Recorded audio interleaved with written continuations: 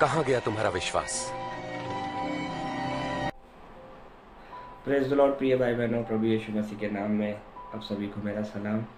और हम जानते हैं कि बाइबल का हर एक अध्याय, इसका हर एक दृष्टांत, हर एक एग्जाम्पल विश्वासियों के लिए दिया गया है, ताकि हम लोग इसमें से सीखें और इसमें से हम लोग जो भी बातें हुई है पुराने समय में प्रभु के लोगों के जीवनों में, उसमें से कुछ सीख कर हमारे जीवन में अप्लाई करें। ऐसी एक स्टोरी, ऐसी एक एग्जाम्पल के बारे में हम लोग बात करेंगे आज।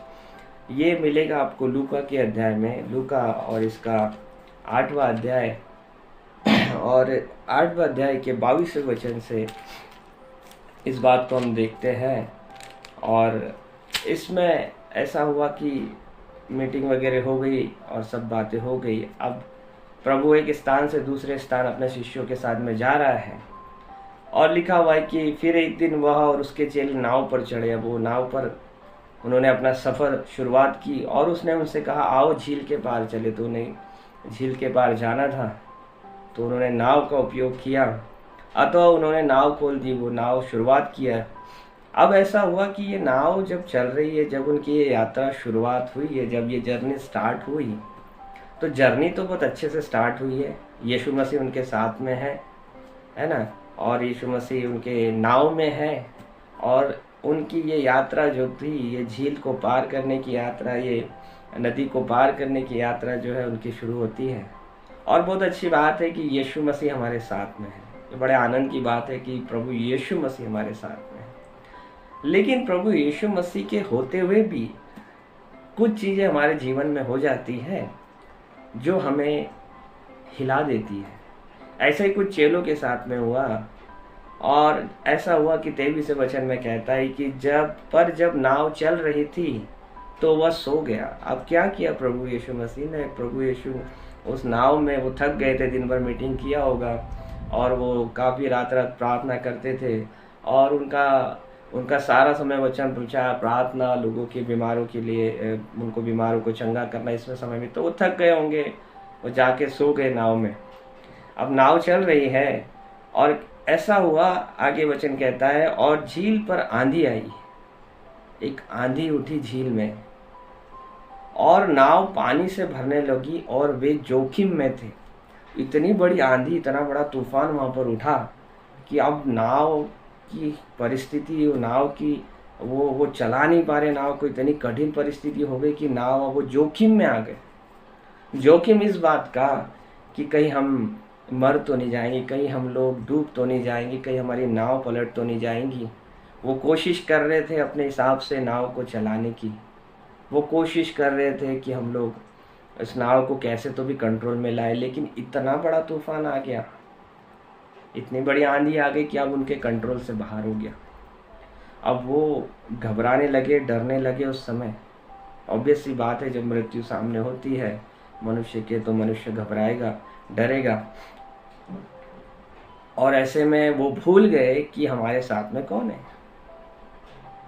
कई बार ऐसा हो जाता है कि हमारे जीवनों में बड़ी बड़ी आंधियाँ उठती है, बड़ी बड़ी क्या, छोटी छोटी भी आंधियाँ अगर उठती है तो हम बिल्कुल, हमारा विश्वास डगमगा जाता है। विश्वास से हम लोग किनारा कर लेते और बिल्कुल शारीरिक और दुनियावी विचार हम लोग करने लगते, बजाय इसके कि हम देखें कि हमारी नाव में कौन है, हमारे साथ कौन सा परमेश्वर है, हमारे साथ कौन सा वचन है।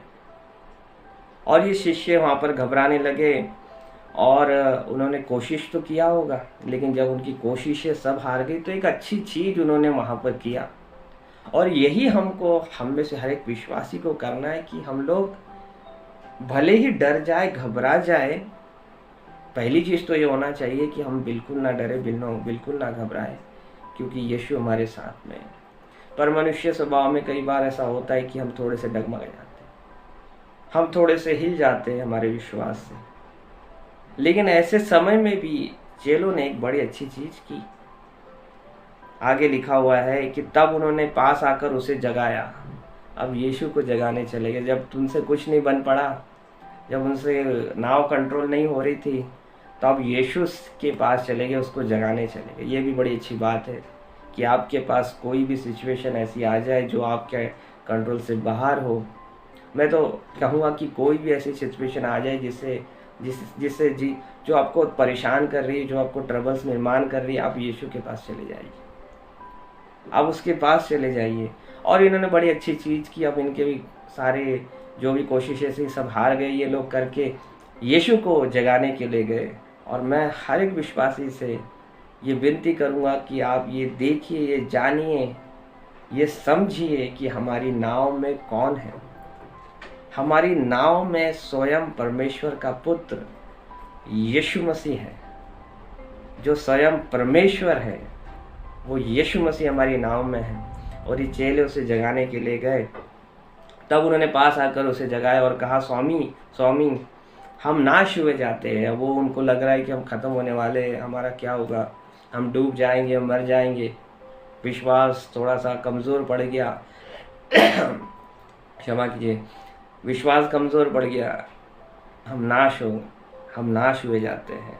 तब उसने उठकर, जब ये गए उठाने के लिए प्रभु यीशु मसीह को, आप जब जाएंगे आपकी परिस्थितियों में, प्रभु के पास जाएंगे, तो वो ज़रूर आपकी परिस्थितियों को ठीक करने के लिए, उसे शांत करने के लिए, उस तूफान को शांत करने के लिए वो ज़रूर आएगा।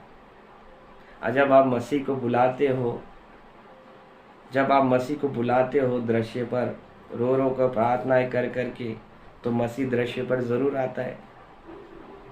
वो प्रार्थना को सुनने वाला परमेश्वर है। भले ये भाई लोग घबरा गए, डर गए, जबकि इन्होंने नहीं डरना चाहिए, नहीं घबराना चाहिए, लेकिन ये यीशु मसीह के पास में गए और यीशु मसीह को कहा कि हम नाश हुए जाते, हमें बचा, हम नाश हुए जाते हैं। तब उसने उठकर आंधी को, फिर यीशु मसीह खड़ा होता है। यीशु मसीह निश्चिंत सोया हुआ है। इतनी आंधी, इतने तूफान में कोई सो सकता है, लेकिन यीशु मसीह सोया हुआ है। वो देख रहा है, वो जानता है परिस्थिति को। वो यहोवा परमेश्वर है, वो सब कुछ जानता है। वो परिस्थिति को देख रहा है कि लोग कैसे रिएक्ट करने वाले हैं। वो परिस्थितियों को हमारे देख रहा है कि आप कैसे रिएक्ट करोगे परिस्थितियों पर। वो तो काम करने ही वाला है, वो तो शांत करने ही वाला है। हम कैसे रिएक्ट करते हैं, हम उस पर क्या रिएक्शन देते हैं उस परिस्थिति पर, वो प्रभु देख रहा है। फिर प्रभु खड़ा होता है और प्रभु को 0% कहूँगा मैं कि उसे डाउट है कि वो कौन है। 0% मतलब कुछ नहीं, उसको डाउट ही नहीं है, नो डाउट। वो जानता है कि वो कौन है, वो जानता है वो किस काम के लिए आया है, वो जानता है उसकी पहचान क्या है, वो कहाँ से आया, वो किस लिए आया, वो किस चीज़ों पर अधिकार रखता है। मेरे प्रियो विश्वासियों को ये जानना ज़रूरी है, ये पहचानना ज़रूरी है कि हम कौन हैं। अपने आप को रिकॉग्नाइज करना ज़रूरी है कि हम परमेश्वर के पुत्र और पुत्रियाँ हैं। यीशु मसीह को कोई डाउट नहीं था, वो परमेश्वर का पुत्र बन के आया, तो वो जानता था वो किस लिए आया है और वो कौन है। आप भी जानिए कि आप कौन है। यीशु मसीह खड़ा हुआ और आंधी को कहता है, आंधी को और पानी की लहरों को डांटा। वो डांट रहा है वहाँ पर आंधी को और पानी की लहरों को, क्योंकि वो क्रिएटर है। वो अधिकार से, इस क्रिएशन को अधिकार से कह सकता है, और वो क्रिएशन को उसका शब्द मानना पड़ेगा, क्योंकि इस क्रिएशन को बनाने वाला ही वो है। और बनाने वाला वो क्रिएटर वहाँ पर खड़ा है और आंधी को कह रहा है और पानी को डांट रहा है और कहता है, लहरों को डांटा और वो थम गए और चैन हो गया, शांति हो गई। वहाँ पर इंग्लिश में लिखा है पीस बी स्टिल।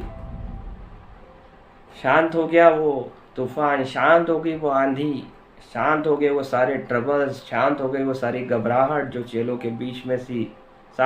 उस मृत्यु का डर चला गया। मेरे प्रियो, जब हम इस परिस्थितियों के अंदर ये जानेंगे कि हमारे साथ में कौन है, हमारी नाव में कौन है, इस तूफान और आंधी को कौन थाम सकता है, जब ये हम जानेंगे तो हमारे अंदर एक पीस, हमारे अंदर एक शांति, एक चैन निर्माण होगा। अगर हम इस बात को नहीं जानते हैं तो हर समय हम बेचैन रहेंगे। चेले घबरा गए, डर गए, सारा भय उनके ऊपर छा गया, लेकिन यीशु मसीह खड़ा होके आंधी और तूफान को डांटता है और सारा चैन हो गया, शांति हो गई। अब उनका सब वो घबराहट निकल गई, बेफिक्र हो गए कि नहीं अब हम बच जाएंगे, अब हम बाहर हम लोग पहुंच जाएंगे अपने गंतव्य पर। ये सब परिस्थिति होने के बाद में, ये सारे सिचुएशन होने के बाद में एक बड़ा प्रश्न प्रभु यीशु चेलों से करते हैं और कहते हैं 25वें वचन में, तब उसने उनसे कहा, तुम्हारा विश्वास कहाँ था? इतनी सारी चंगाइयाँ इन्होंने देखी, यीशु मसीह को कायम करते हुए देखा, यीशु मसीह बड़ी बड़ी चीज़ों को कर रहे हैं, लंगड़ा चल रहा है, अंधा देख रहा है, गूंगा बोल रहा है, बहरा सुन रहा है, और बड़े बड़े आश्चर्य कर्म प्रभु के देखे। उसके बाद में सब कुछ करते हुए भी ये लोग घबराए, तो प्रभु पूछने लगा कि तुम्हारा विश्वास कहाँ था, कहाँ रहा तुम्हारा विश्वास?